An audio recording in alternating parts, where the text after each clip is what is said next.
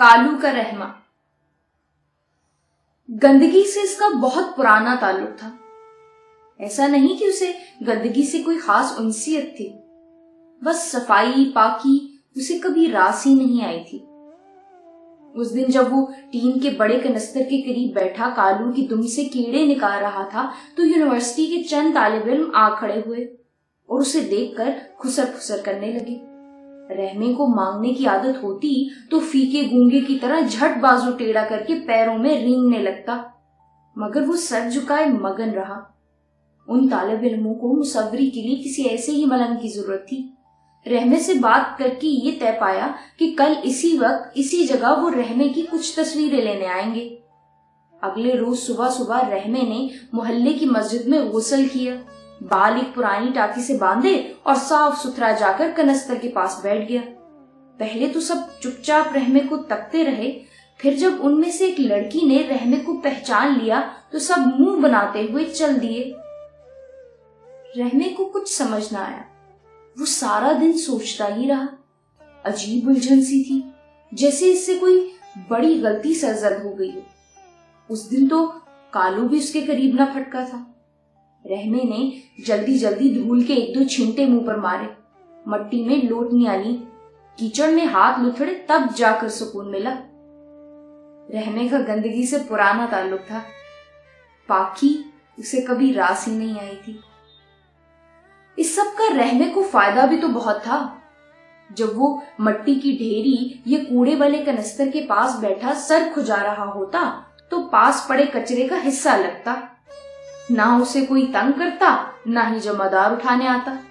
उसे नींद पूरी करने का बहुत सा वक्त मुयस्सर था। दोपहर आए बेसुध पड़ा रहता। आंख तब खुलती जब कालू सीने पर चढ़कर उसका माथा चाटता। रहमा मक्खी उड़ाने वाले अंदाज में हाथ को झटकता तो कालू भागकर करीबी नाली के पास बैठ जाता। ये नाली कालू का पक्का ठिकाना थी। भर गर्मियों में खुदा का तोहफा। मस्जिद से 5 वक्त के वजू का पानी इसी छोटी नाली के रास्ते बाहर को गिरता था। उधर अजान होती, उधर कालू के नन्हे नन्हे कान खड़े हो जाते और आधी कटी हुई दुम तेजी से हिलने लगती। उसके नाश्ते का बंदोबस्त रहमा अपने नाश्ते से पहले ही किया करता। सुबह उठते ही वो सीधा कसाब की दुकान पर जाता, झाड़ू लगाता और वापसी पर कालू के लिए छिछड़े और हड्डियों का इंतजाम हो जाता। ये खुदा तरसी नहीं थी, बल्कि रहमे को कालू अपने वजूद का हिस्सा लगता, जैसे उसका अपना बाजू, टांग या फिर हाथ। सोते में कालू की दुम कभी रहमे की आंख पर धरी होती, कभी कालू रहमे के पेट पर पड़ा होता, तो कभी उसकी टांग से चिपका घिसट रहा होता।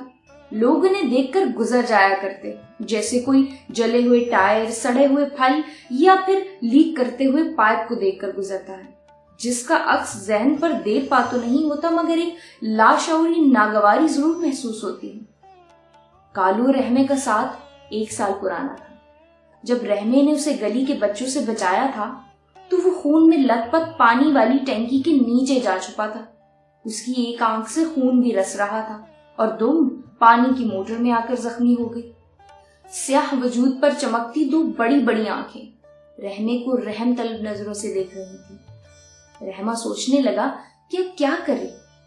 फिर कुछ सोचते हुए उसने अपना कुर्ता उतारा, कालू को अंदर लपेटते हुए बगल में दाबकर यूं चल दिया जैसे मस्जिद की दरियां दाबकर धोबी को देने जाया करता। रहमा सीधा मौलवी साहब के पास गया था।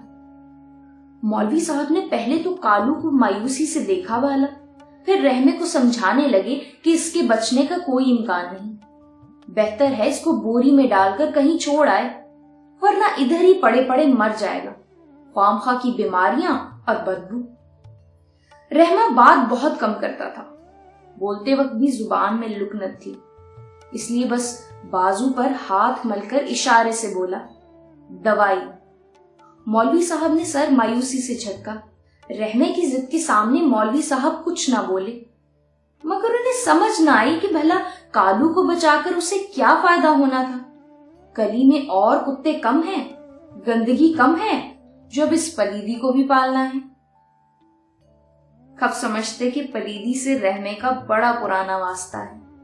वो खुद भी जब कूड़े के ड्रम पर पड़ा चीख चीख कर दुनिया में आने का ऐलान कर रहा था, तो उसका पूरा जिस्म भी जैसे ऐसे ही खून और गंदगी से लुथड़ा हुआ था। उसे तो कालू से अपनाइयत महसूस हुई थी ना। अगले रोज कालू रहमे के पास बैठा चड़क चड़क दूध पी रहा था। रहमा उसकी टांग पर आहिस्ता आहिस्ता मलहम लगाता रहा। टीन के उस पुराने कनस्तर के पास अब कालू ने भी जगह बना ली थी। शुरू के 3-4 दिन नमाजियों को बड़ी परेशानी रही। चलती फिरती लुड़खुड़ाती पलीदी थी कालू। नमाजी कालू को देखते ही कदम तेज कर लेते और कपड़े लपेटते रास्ता बदल लेते। कभी उसे धुतकारते तो कभी कालू टांग घसीटता आकर खुद ही टैंकी की साय में लेट जाया करता। कालू के आने के बाद रहमा, जिसे कभी किसी ने उसके नाम से नहीं बुलाया था, अचानक कालू का रहमा के नाम से मशहूर हो गया। कालू इस दुनिया में रहमे की मौजूदगी का एहसास बन गया था। लोग कालू को देखते तो लाशौरी तौर पर रहमे को ढूंढते। रहमे और कालू की जिंदगी में किसी और की जगह नहीं थी। बस कभी कभी एक बदसूरत सा ख्वाजा सराब बिल्लो मस्जिद के बाहर दिहाड़ी लगाने आया करता, तो रहमे के टाट पर कुछ न कुछ रख जाता। कभी जलेबी, कभी भुने हुए दाने और कभी आधा नान। एक दिन वो मटकता आया और ऊनी टोपी रखकर चला गया, जो एक तरफ से उधड़ी हुई थी। बिल्लो बदसूरत इंतहा की थी और आवाज नहायत भद्दी। अपने चेहरे को तो वो सस्ता पाउडर मलकर सफेद कर ही लेती, मगर काले बाजू और हाथ छुपाने के लिए उसके पास कुछ नहीं था। मजबूरन पल्लू गर्दन से सिरका कर बाजुओं पर फैला लेती। मर्दाना नैन नक्श पर जब लाल सुर्खी लगाकर मस्जिद के पास खड़े हर आने जाने वाले नमाजी के पीछे लपकती, तो नमाजी जान छुड़ाने के लिए कुछ न कुछ पैसे दे जाते। शुरू में बिल्लो को रहमे का वजूद अपना हरीफ लगता था।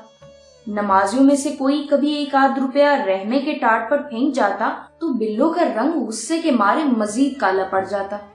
दिल ही दिल में वो बद्दुआएं देकर नाली में पान की पिचकारी मारती। लेकिन इस रकाबत ने पिछली ईद ही तो दम तोड़ा था। हुआ कुछ यूं कि एक रोज बिल्लो जब हस्मे मामूल गोल्डन चूड़ियों वाला हाथ मस्जिद के दरवाजे पर रखे कुछ गा रही थी, तो इसकी नजर सामने से आती पुलिस की गाड़ी पर पड़ी, जिसमें इसकी हमजोलियां शबनम और नसीबो बैठी दुहाइयां दे रही थी। पीछे बैठा शरफा भंगी बंद होती आंखों से बिल्लो को घूर रहा था। दूसरी तरफ से चीमा हवलदार अपने थुल थुल करते वजूद को पेटी में जकड़ता तेजी से बिल्लो की तरफ बढ़ रहा था। ईद के दिन करीब थे। आज चीमे ने भी दिहाड़ी लगाई थी। बिल्लो ने जैसे ही भागने की कोशिश की, वो बुखराहट में एक झकाई खाते हुए करीबी नाली में जा गिरी। उसके बालों की चोटी नाली में ही पड़ी थी और कुछ फासले पर बिल्लो खुद। उसका मुंह झाग, कीचड़ और सब स्काई से लुथड़ चुका था।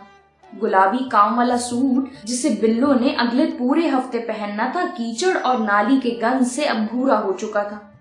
उसको रत्ती बराबर भी शर्मिंदगी नहीं हो रही थी। दुख था तो सिर्फ अपने गुलाबी सूट का। हवलदार की हिचकियों वाली हंसी सुनकर पूरा मोहल्ला उसी तरफ देखने लगा।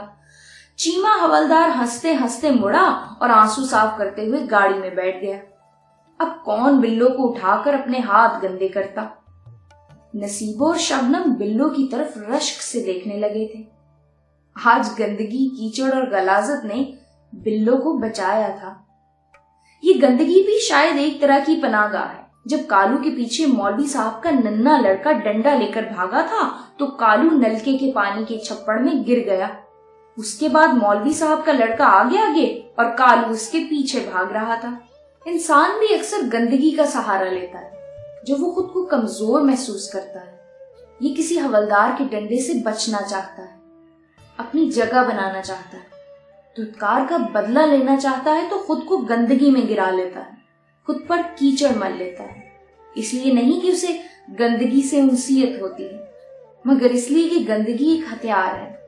गंदगी पहचान है उनके लिए जिनका वजूद हवा में मुअल्लक रहता है। फिर आदमी दुनिया को इसी तरह अपने आगे भागने पर मजबूर करता है जैसे कीचड़ में लुथड़ा हुआ कालू। नाली में गिरी बिल्लो को ऊंची ऊंची बैन करते देखकर पहले तो रहमे को कुछ समझ न आई कि वो क्या करे, اس کی جگہ کالو ہوتا تو رحمہ اس پر بالٹی بھر بھر کر پانی ڈالتا۔ رحمہ آہستہ آہستہ چلتا بلو کے قریب آیا۔ وہ ابھی بھی لان تان کر رہی تھی، حوالدار کو گالیاں بک رہی تھی، بد دعائیں دے رہی تھی۔ رحمے نے بازو سے کھینچ کر بلو کو نالی سے نکالا۔ اس کو کئی جگہ سے چوٹیں بھی آئی تھی، ماتھے اور کوہنی سے خون رس رہا تھا۔ رحمے نے اس کا منہ اپنے کندھے پر پڑے کپڑے سے صاف کیا اور دیوار سے سہارا دے کر بٹھایا۔ اب وہ رونا دھونا بھول چکی تھی، مگر گالیاں اب بھی جاری تھی۔ اس روز رحمے اور کالو نے بلو کی خوب خدمت کی تھی۔ رحمہ بالٹیاں بھر بھر کر لاتا اور بلو پر انڈیل دیتا، اور کالو کٹی ہوئی دم ہلاتا اس کے پیچھے پیچھے چلتا۔ رحمے نے مائی بشیرہ درزن کی دکان سے پرانی اترن لا کر بلو کو دی، اور اشرف حکیم کی دکان سے دوائی پٹی بھی مانگ لایا۔ حکیم صاحب نے پہلے تو منع کر دیا، پھر رحمے سے گھر کا گٹر صاف کرنے کے عوض سامان دے دیا۔ شام کو بلو نے رحمے کے کنستر کے قریب بیٹھ کر نیاز کی دریانی کھائی۔ ساتھ بیٹھا رحمہ اپنے حصے کی بوٹیاں نکال نکال کر کالو کو دے رہا تھا۔ لگ رہا تھا تینوں ہمیشہ سے ایک دوسرے کو جانتے ہیں۔ بلو کی ٹانگ جب تک ٹھیک نہ ہوئی وہ اسی کنستر کے پاس پڑا، ہر آتے جاتے کو دعائیں اور کبھی بد دعائیں دیتا رہا۔ اسے گھر سے لینے بھی تو کوئی نہیں آیا تھا۔ بلو اور رحمے کے درمیان کبھی گفتگو حائل نہ ہوئی، نہ ہی دونوں میں سے کسی نے دوسرے کو مخاطب کیا۔ ایسا لگ رہا تھا جسے زبان ان کے درمیان کا بھرم توڑ دیتی۔ دوسرے روز 2 خواجہ سرا بلو کو لینے آئے تھے، ساتھ جگنو بھی تھا، جو بلو خسرے کے گلے لگ کر خوب رویا۔ جگنو 10 سال کا دبلا پتلا لڑکا شاید گھر سے بھاگا ہوا تھا، اب پچھلے 1 برس سے بلو کے ڈیرے پر ہی تھا۔ تینوں نے بازو کا سہارا دے کر بلو کو اٹھایا اور کھینچتے ہوئے اپنے ساتھ لے گئے۔ کالو اور رحمے کی زندگی پھر سے معمول پر آ گئی۔ وقت گزرتا گیا اور چند چیزوں میں تیزی سے اضافہ ہونے لگا۔ گلی میں لگنے والے بل بورڈ، مولوی صاحب کے سفید بال اور رحمے کے پاس بلو کی دی ہوئی چیزیں۔ اب رحمے کے پاس 3 جرابیں، انڈا پھینکنے والا چمچ جس سے رحمہ اکثر کمر کھجا لیا کرتا، تولیے کی ایک کترن اور پلاسٹک کی ایک پلیٹ تھی جسے اکثر کالو دانتوں میں لے کر چبایا کرتا۔ اب تو رحمے نے اپنے بیٹھنے کی جگہ پر پولیتھین کا ایک چھوٹا سا چھت بھی ڈال لیا تھا جسے اس نے کنستر اور بجلی کی تاروں کا سہارا دے کر کھڑا کیا تھا۔ اب بارش ہوتی تو وہ کالو کو اس چھت کے نیچے ڈال کر خود بھی مسجد کی سیڑھیوں میں پڑا رہتا۔ کالو کا مسجد کے قریب آنا ممنوع تھا۔ ایک دفعہ رحمہ تیز بارش میں کالو کے ساتھ مسجد کی سیڑھیوں میں بیٹھا تھا تو مولوی صاحب دیکھ کر بہت غصہ ہوئے۔ رحمے کو مولوی صاحب کے غصے سے بہت ڈر لگتا تھا۔ غصے میں مولوی صاحب کا منہ لال ہو جاتا، آنکھیں سکڑ کر اندر کو دھس جاتی اور وہ غصے سے کانپنے لگتے۔ اس دن کے بعد رحمہ اتنا ڈر گیا کہ مولوی صاحب کے سامنے وہ کالو کو پیار بھی نہیں کرتا تھا۔ مولوی صاحب نے کئی بار سمجھایا تھا کہ کالو پلید ہے، اسے مسجد سے دور رکھا کرو۔ اس لیے رحمہ ڈرتا کہ کہیں مولوی صاحب اسے بھی مسجد کی سیڑھی میں بیٹھنے سے منع نہ کر دیں، لیکن شاید ایسا کبھی نہ ہوتا۔ رحمے کا گندا وجود ان کی اپنی صفائی، اپنی پاکی کے لیے بہت ہی ضروری تھا۔ رحمہ چلا جاتا تو مسجد کا گٹر کون صاف کرتا؟ رحمہ نہ ہوتا تو نمازیوں کی تھوک، غلاظت اور گند کو کون صاف کرتا؟ اس لیے وہ رحمے کے کالو کو بھی چھیل رہے تھے۔ مگر جب کبھی کالو بارش کے گندے پانی میں اچھلتا کودتا کیچڑ کے چھینٹے مولوی صاحب پر اڑاتا تو وہ ایک بار پھر اسے زہر دینے کا ارادہ کرنے لگتے۔ آج بھی بارش فجر کے وقت سے جاری تھی۔ دن چڑھا آیا تھا مگر گمان ہوتا جیسے شام ڈھل رہی ہو۔ پوری گلی میں بارش کا پانی جمع ہو رہا تھا اور ظہر کی نماز کے لیے آنے والے نمازیوں کو آنے جانے میں دشواری ہو رہی تھی۔ مولوی صاحب نے پانی کے نکاس کے لیے رحمے سے اینٹیں اٹھوائیں۔ رحمہ پورا دن بڑی پھرتی سے اینٹیں لگاتا رہا اور پھر نمازیوں کے لیے مسجد تک اینٹوں کا راستہ بناتے بناتے شام ہو گئی۔ رحمہ کام ختم کر کے واپس اپنی جگہ بیٹھا تو اسے شدید ٹھنڈ کا احساس ہونے لگا۔ بارش اب بھی وقفے وقفے سے جاری تھی۔ آہستہ آہستہ اس کا پورا جسم جیسے آگ میں تپنے لگا۔ وہ بلو کی دی ہوئی سب چیزیں اوڑھ چکا تھا مگر کپ کپی میں اضافہ ہی ہوتا چلا گیا۔ 1-2 بار قح بھی ہوئی और फिर शदीद कमजोरी होने लगी। वो खामोशी से कनस्तर के पास लेट गया। रात काफी बीत चुकी थी। गली में बस एक स्ट्रीट लाइट रोशन थी, जिससे सामने वाला बिलबोर्ड साफ नजर आ रहा था। बोर्ड में एक मोटरसाइकिल की तस्वीर बनी थी जो आग के अंदर से फैलाकर बाहर आ रही थी। आग। रहने की नजरें उस आग पर जम गई। एक लम्हे को उसका जी चाहा कि इस आग में छलांग लगा दे। दिल में आग की तपश महसूस करने की कोशिश की तो सर्दी का एहसास मजीद बढ़ गया था। एक सर्द लहर पांव से आती हुई इसकी कमर में घुस गई। वो बंद होती हुई आंखों से बोर्ड को ही घूरता रहा। अब नकाहत बढ़ती जा रही थी और फिर उस पर गनूदगी छाने लगी। सामने का मंजर धुंधला होने लगा तो बंद होती आंखों से इसने देखा जैसे आग उस बिलबोर्ड से निकलकर इसके ऐन सामने आ गई। तेज रोशनी, कुछ शोले, फिर अचानक इन सब में कालू की दुम लहराई। वो कालू ही था। सर्दी से बचने के लिए वो रहमे के पेट से लगा उसकी बगल में सर देने की कोशिश कर रहा था। कालू भी भीगा हुआ था। कीचड़ में जमकर उसकी दुम सूखी टहनी जैसी हो रही थी। रहमे ने आंखें पूरी ताकत लगाकर खोली और बमुश्किल हाथ उठाकर कालू के पेट पर रखा। जवाब में कालू ने रहमे का गाल चाटा और मरी हुई आवाजें निकालने लगा। उसे छुपने की कोई जगह नहीं मिल रही थी। छोटा कंबल और तौलिए की कतरन बमुश्किल रहमे का पेट और टांगे ढक पाए थे। कालू अब खिसक खिसक कर जगह बना रहा था।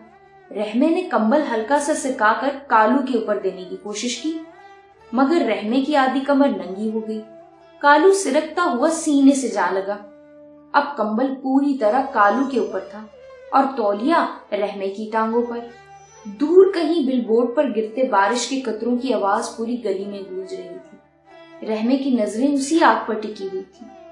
आग एक बार फिर तस्वीर से बाहर आई और रहमे की तारीक होती आंखों को रोशन कर लिए। सुबह सूरज की किरणें रहमे के टखने पर पड़ी, आहिस्ता आहिस्ता टांगों पर और फिर मुंह पर, मगर रहमा नहीं उठा। नमाजी आते जाते रहे और फिर दोपहर होने को आ गई। कालू अब बेकरारी से इधर उधर छलांगे मारकर रहमे को उठाने की कोशिश कर रहा था। कभी रहमे के मुंह पर बैठने वाली मक्खियां उड़ाने लगता तो कभी गाल चाटने लगता, मगर रहमा नहीं उठा। वो किसी पुरानी कपड़े की बोरी की तरह दीवार के साथ लगा पड़ा था। गली का कीचड़ तेज धूप में जमकर सख्त मिट्टी और फिर ढेले बन गया, मगर रहमा नहीं उठा। शाम की न्याज भी बढ़ गई थी, मगर रहमा नहीं उठा। गंदगी से उसका पुराना ताल्लुक था। शायद वो इसी गंदगी का हिस्सा बनने पर मुसर था। 2 दिन बाद पता चलने पर रहमे को गदा गाड़ी पर लादकर फौरन से बेशतर करीबी नहर में बहा देने की तजवीज पर सब मोहल्ले वालों ने इत्तेफाक किया, क्योंकि 2 दिन के बासी जिस्म को जल्द अज जल्द ठिकाने लगाने की जरूरत थी। गुस्ल वगैरह के चक्रों में ना पड़ने पर तकरीबन सबका इत्तेफाक ठहरा, और वैसे भी कोई दूसरा रहमा मौजूद ही नहीं था। कौन आ गया था? अगले रोज गली में एक नया बिलबोर्ड लगाया गया। नमाजी नमाज पढ़कर चले गए। बारिश के बाद सब कुछ धुला धुला और साफ सुथरा लग रहा था। जमादार ने कनस्तर के करीब की जगह की खूब डटकर सफाई की। कालू दूर नलके के पास दुबका बैठा सब देख रहा था। करीब ही मस्जिद की दीवार के साथ टेक लगाए बिल्लो खड़ी कालू को तके जा रही थी। सब वैसा ही था। किसी को कोई याद नहीं आया, किसी का कोई नहीं मरा था। हाँ, मगर कालू का रहमा मर गया था।